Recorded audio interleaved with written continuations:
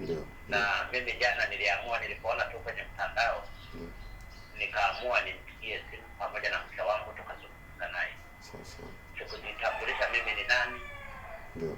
Lakini niliguswa nilipoona ile hali na maelezo yalivyokuwa kwenye mtandao. Nafikiri na wewe umeyaona kwa maelezo yake. Ndio nimeona mheshimiwa, na mwenyewe nimemwona hapo. Lakini yale mengine tutafuatilia kwa sababu nitaviomba vyombo vya serikali vifuatilie ili haki itendeke kwa huyu mama. Sawa mheshimiwa. Basi mimi niko tayari hapa, ndio na mkabidhi mama. Mheshimiwa Rais anasema nikukabidhi shilingi 5,000 hizi. Ndio. Dada naye hapa dada, hii shilingi 5,000 Mheshimiwa Rais anasema nikukabidhi. Na pia kama alivyoelekeza kwamba sasa itabidi tuondoke, tumrudishe hospitali, waende madaktari wakamwangalie tena vizuri na mambo kama alivyoeleza yeye mwenyewe. Gharama zote tashughulikia yeye.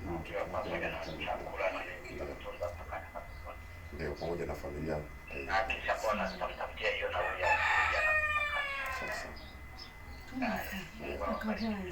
Asante, nashukuru sana. Basi mkamwandae, sisi tunasubiri. Asante sana, nakushukuru sana mheshimiwa.